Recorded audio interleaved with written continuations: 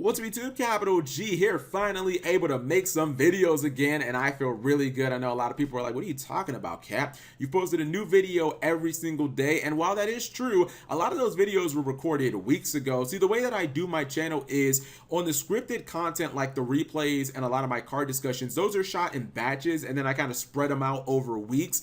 And then when I have to make a video with urgency, like new cards or Yu-Gi-Oh news, if there's like an event that I have to recap, like Nationals, Worlds, etc., YCSs, those videos I'll make right then on the spot. And I haven't been able to record anything in, I don't know, maybe like 8 days or so. So it's kind of taken me out of my rhythm. I'm gonna try and get it back again. And now that I can record, I can give you guys some stuff that is not just replays, some other scripted content. Dual Terminal 2, I've got the script written on that. I've got 2 top 10s, I've got the scripts written on those, and then a new Yu-Gi-Oh story, which I think a lot of people will enjoy. And then I'll start writing the script for another Yu-Gi-Oh story as well. On these kind of days off, I've just kind of been writing up scripts for videos and then waiting for this new laptop to get here so that I can actually record them. So let's go ahead and set up this duel. So basically, this is a Cyberdarkness FTK OTK that is so fucking improbable. I don't even know what the percentages are, but they're super low. Don't try this at home. And even if you look at this opening hand, you're like, how is this Cyberdark's cap? I mean, he's got a Metaphor's Volflame, a BLS, and a That Grass Looks Greener. I don't even get why the BLS is in here. It's completely unnecessary because it doesn't even really work with the win condition, but the win condition is improbable in this duel. So, you know, obviously you kind of need some backup plans and whatnot. Let's go ahead and roll this. He's going to activate That Grass Looks Greener, and you know, he gets like 20 cards in his graveyard, and his opponent does the reasonable thing, right? If you just milled a Wolf to the Grave and a Trick Clown and you activated Trick Clown, plus he actually hit a Fairy Tale Snow as well, the reasonable thing is to chain Max C at the end of the chain. Like, that seems like the smart thing to do, because if your opponent tries to establish a big board, you get to draw a bunch of cards. Hopefully you draw Slumber or a Kaiju or a Regeki, a way to actually break their board. Unfortunately, this Max C is going to lead to his own demise. This card is literally, him using Max C is going to get him FTK there, and I'm gonna explain why. So he's gonna summon his monsters. The guy at the top playing, I don't even know what the fuck the deck is.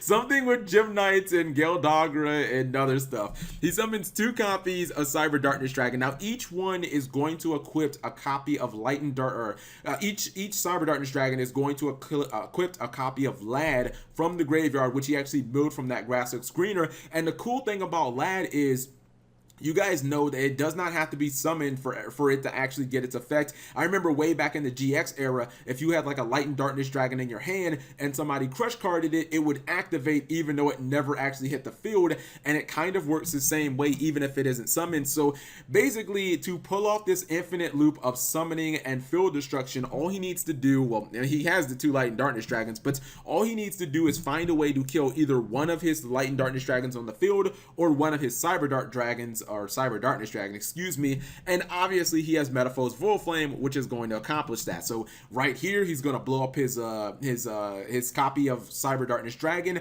and then that is basically going to start an infinite loop. Well, it's an infinite loop until your opponent basically decks out with Max C.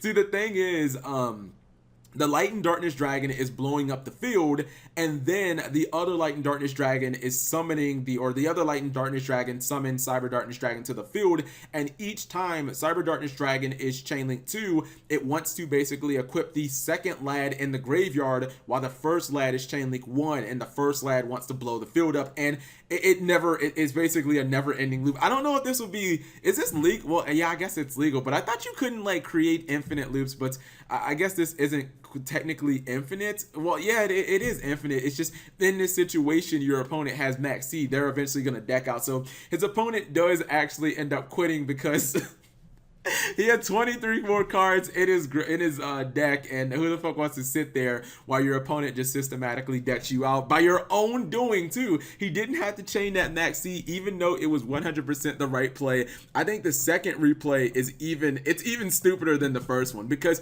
the first one was understandable.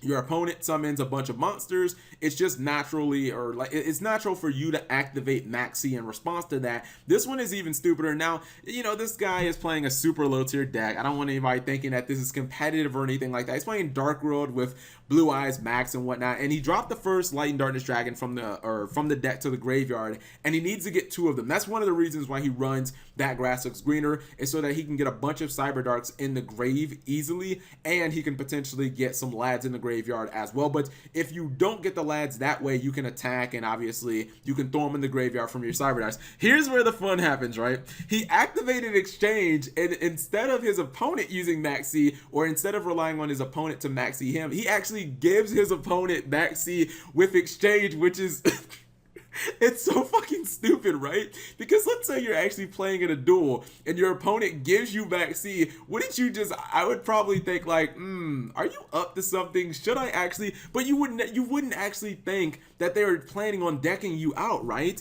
Now he's already activated Future Fusion. I think the next turn it's actually going to resolve, or it might be the turn after actually.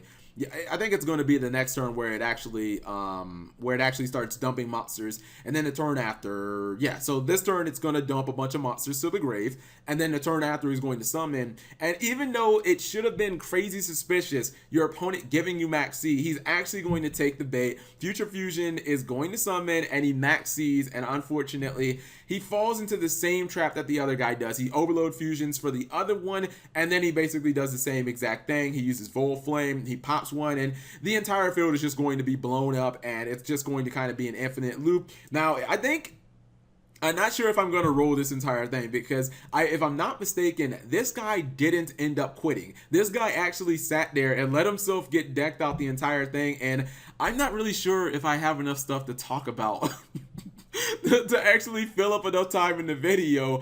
There's what, 23 cards left in the deck, because it takes a very long time for this to actually play out. And it's kind of crazy, because if card is safe, no, card is safe return wouldn't work, because it blows up your entire field. I was like, if card is safe return was still legal, I think you might deck out as well, but it wouldn't work, because card is safe return would be blown up by the Light and Darkness Dragon effect. So anybody gonna watch the NBA finals?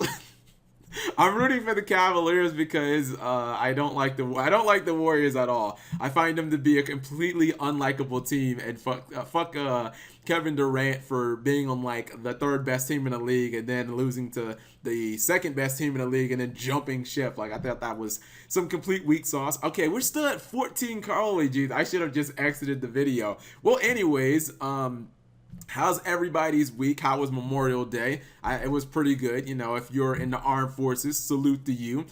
Thank you for doing what you do. And yeah, I've got a bunch of videos that I've actually got scheduled. Or not scheduled, but that I plan on making. I just have to actually go ahead and record the videos. I think you guys are really going to like the Yu-Gi-Oh story. I'm not going to spoil it or even tell you the title of the video or what it's about. You'll find out probably, I don't know, within a few days. And then I've got a really big project that I'm working on as well, but I can't really talk about that video. And we're down to 5 cards, and yeah, it's not a lot of fun for your opponent. I think I'll congratulate his opponent. Clap, clap, clap. I will say this, at least he was a good sport about it. At least he actually played it out, let himself get decked out, and it is a little disheartening when you have, I don't know, I'm not going to count this, but he has about 30 some cards in his hand, and he actually ends up losing, so that is unfortunate. But this was just, it was the first Cyber Dark replay that really raised an eyebrow and made me think, what the fuck am I watching? So just felt like it was a little troll content that people might enjoy, although I don't know, this video is probably way too long, and I don't even know if it's going to be a good video at this point. But whatever you guys thought, please leave it in the comment section below. Thank you guys for watching. As always, subscribe if you have not already.